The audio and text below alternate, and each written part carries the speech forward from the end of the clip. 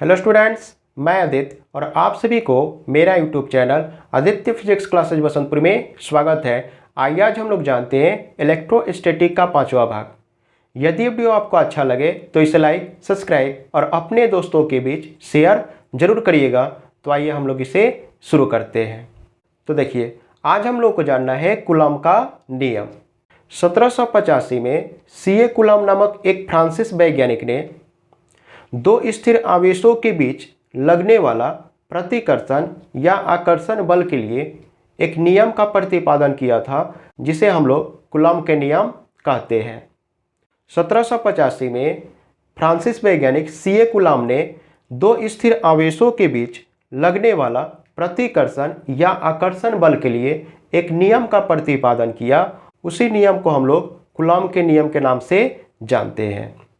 ठीक है, इनके अनुसार दो स्थिर आवेशों के बीच लगने वाला प्रतिकर्षण या आकर्षण बल दोनों आवेशों के गुणनफल के समानुपाती होती है। इसके बीच की दूरी के वर्ग के व्युत्क्रमानुपाती होती है तथा परावैद्युतांक के क्या होती है, व्युत्क्रमानुपाती होती है। दो स्थिर आवेशों के बीच लगने वाला प्रतिकर्षण या आकर्षण बल दोनों आवेशों के गुणनफल के समानुपाती होती है। इसके बीच की दूरी के वर्ग के व्युत्क्रमानुपाती होती है तथा परावैद्युतांक के क्या होती है, व्युत्क्रमानुपाती होती है। ठीक है, तो हम लोगों ने क्या जाना, तो देखिए 1785 में सीए कूलॉम नामक एक फ्रांसीसी वैज्ञानिक ने दो स्थिर आवेशों के बीच जैसे मान लेते हैं कि ये Q1 आवेश है और ये Q2 आवेश है। दोनों आवेश स्थिर हैं। इन दोनों आवेशों के प्रकृति के बारे में हम लोग को मालूम नहीं है। कहने का मतलब ये दोनों धन आवेश है या दोनों ऋण आवेश है, या ये धन आवेश है या ये ऋण आवेश है, इसके बारे में हम लोग को पता नहीं है। तो जब इसकी प्रकृति के बारे में हम लोग को मालूम नहीं होगा तो इन दोनों आवेशों के बीच या तो क्या होगा, प्रतिकर्षण होगा। इन दोनों आवेशों के बीच या तो क्या होगा, प्रतिकर्षण होगा। ठीक है, या इन दोनों आवेशों के बीच क्या होगा, आकर्षण होगा। तो दोनों आवेशों के बीच लगने वाला प्रतिकर्षण या जो आकर्षण बल होते हैं वो दोनों आवेशों के गुणनफल के क्या होते हैं, समानुपाती होते हैं। ठीक है, इसके बीच की जो दूरी है, मान लेते हैं इसके बीच की दूरी कितनी है, r है। तो इसके बीच की दूरी के ये वर्ग के क्या होते हैं, व्युत्क्रमानुपाती। इसके बीच इन दोनों स्थिर आवेशों के बीच ये जो लगने वाला प्रतिकर्षण या जो आकर्षण बल है वो क्या होते हैं, दोनों आवेशों के बीच की दूरी के वर्ग के क्या होते हैं, व्युत्क्रमानुपाती होते हैं। ठीक है, तथा इनके बीच लगने वाला प्रतिकर्षण या आकर्षण बल परावैद्युतांक के क्या होते हैं, व्युत्क्रमानुपाती होते हैं। ठीक है, तो हम लोगों ने क्या जाना कि दो स्थिर आवेशों के बीच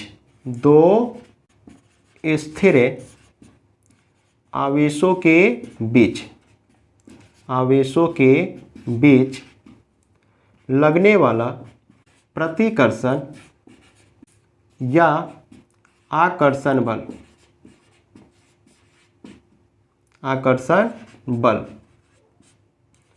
दोनों आवेशों के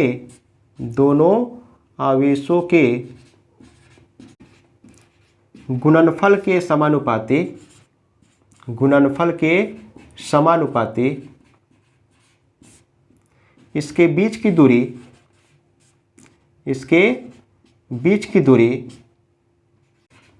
के वर्ग के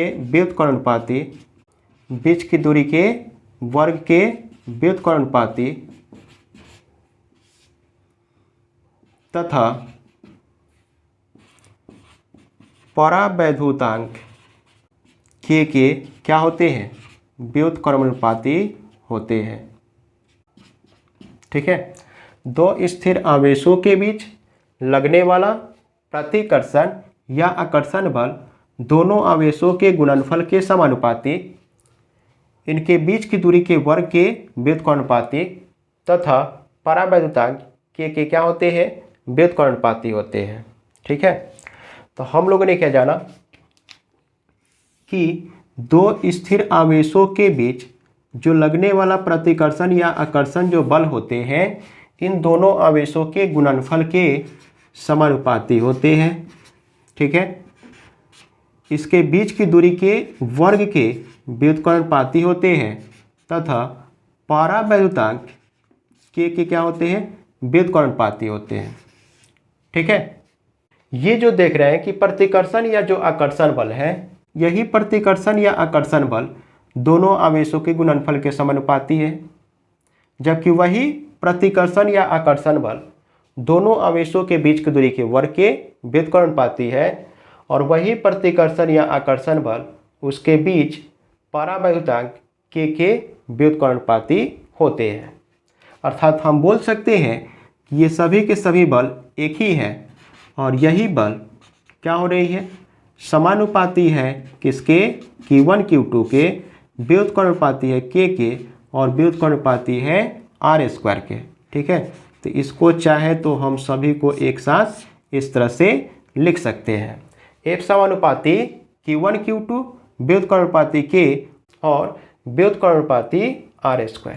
ठीक है, तो देखिए जब हम समानुपाती चिन्ह को हटाते हैं तो यहाँ हम क्या करेंगे, एक नियतांक का उपयोग करेंगे। ठीक है, उस नियतांक को हम क्या यूज कर रहे हैं, तो C यूज कर रहे हैं। ठीक है, तो C Q1 Q2 बटे KR का स्क्वायर। जब हमने क्या किया, समानुपाती चिन्ह को हटाया, तो समानुपाती चिन्ह के बदले हमने किसका उपयोग किया, समानुपाती नियतांक C का, जहाँ C जो है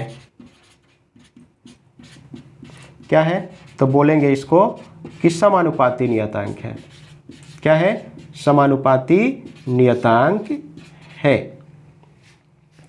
अब थोड़ा समझिए, अगर CGS पद्धति में देखा जाए, CGS पद्धति में अगर हम देखें तो CGS पद्धति में इस C का मान, CGS पद्धति में C का मान क्या होता है, 1 होता है। CGS पद्धति में C का मान कितना यूज करते हैं, 1 यूज करते हैं। तो इस स्थिति में F का जो मान होगा वो कितना होगा, F बराबर Q1 Q2 बटे KR का स्क्वायर। ठीक है, ये जो F निकला, ये F जो है ये माध्यम के लिए क्या है, CGS पद्धति में माध्यम के लिए बल है, ये माध्यम के लिए क्या है, बल है। ठीक है, तो CGS पद्धति में माध्यम के लिए बल कितनी होती है, तो F equal to Q1 Q2 बटे KR का स्क्वायर। अब हम क्या करते हैं कि देखिए, हम निर्वात के लिए अगर निकालें, निर्वात के लिए अगर हम लोग देखें कि निर्वात के लिए ये जो बल होगा क्या हो जाएगा, तो देखिए निर्वात के लिए होता क्या है कि जो परावैद्युतांक के जो होता है, निर्वात के लिए परावैद्युतांक के का मान कितना होता है, 1 होता है। ठीक है, तो इस तरह से जब हम देखेंगे तो F का मान क्या निकलेगा, Q1 Q2 बटे R का स्क्वायर। तो CGS पद्धति में माध्यम के लिए जो बल होते हैं वो कितने होते हैं, Q1 Q2 बटे R² होते हैं। ठीक है, अब हम लोग जानते हैं कि SI पद्धति में दो स्थिर आवेशों के बीच जो लगने वाला प्रतिकर्षण या आकर्षण जो बल होते हैं उसका मान क्या होता है। ठीक है, तो देखिए SI पद्धति में ये जो C का मान जो होता है, C जो होता है किसके बराबर हो जाता है, 1/4 पाई एप्सिलॉन नॉट के बराबर हो जाता है। ठीक है, SI पद्धति में C का मान कितना होता है, 1/4 पाई एप्सिलॉन नॉट के बराबर हो जाता है। इससे हम लोग FC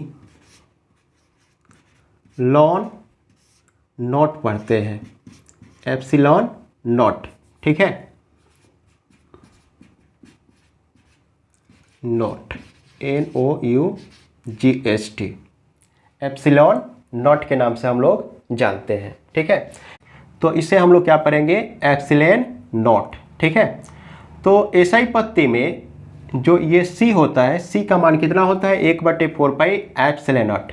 ठीक है, सी का जो मान होता है वो कितना होता है, तो देखिए 9 × 10⁻9 न्यूटन मीटर स्क्वायर बटे कूलम्ब स्क्वायर होता है। वही अगर हम एप्सिलॉन नॉट की बात करें तो इसका मान 8.854 × 10⁻−12 coulomb square newton metre square होता है। ठीक है, तो इस तरह से जब हम सी के जगह पर 1/4 पाई एप्सिलॉन नॉट हम लोग रखते हैं तो एफ का मान जो निकलता है, एफ बराबर क्या निकलेगा, तो एफ बराबर निकलेगा 1/4 पाई एप्सिलॉन नॉट। ठीक है, Q1 Q2 बटे KR का स्क्वायर। ये जो बल निकला एसआई पत्ती में दो स्थिर आवेशों के बीच लगने वाला बल है।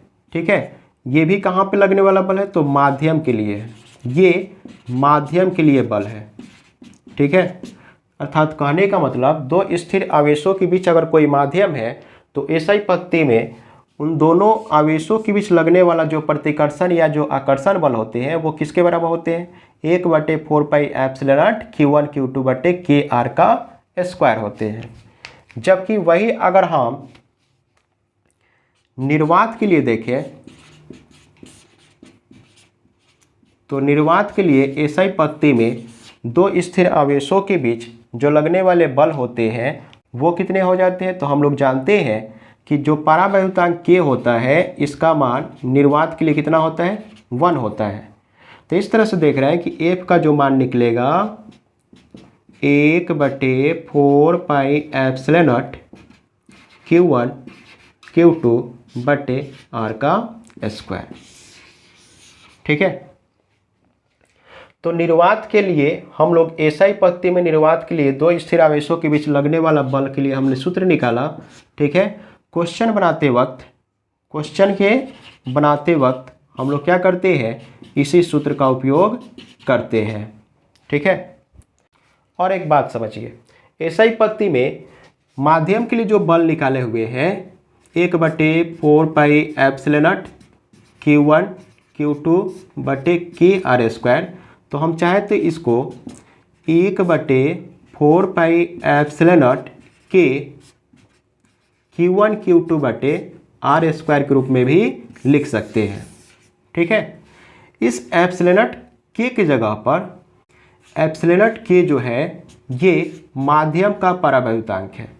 ठीक है, ये एप्सिलॉन नॉट K जो है इसे हम लोग माध्यम का परावैद्युतांक कहते हैं। ठीक है, तो हम चाहे तो एप्सिलॉन नॉट K की जगह पर क्या रख सकते हैं, तो एप्सिलॉन का उपयोग कर सकते हैं। ठीक है, तो इस तरह से इसका मान 1/4 पाई एप्सिलॉन बटे Q1 Q2 बटे R स्क्वायर निकल जाता है। तो हम चाहे तो एसआई पत्ती में माध्यम के लिए इसका भी उपयोग कर सकते हैं, जहाँ एप्सिलॉन क्या होता है, माध्यम का परावैद्युतांक होता है। तो इस तरह से हम लोग ने जाना कूलम्ब के नियम के बारे में। इस वीडियो को हम यहीं तक रहने देते हैं।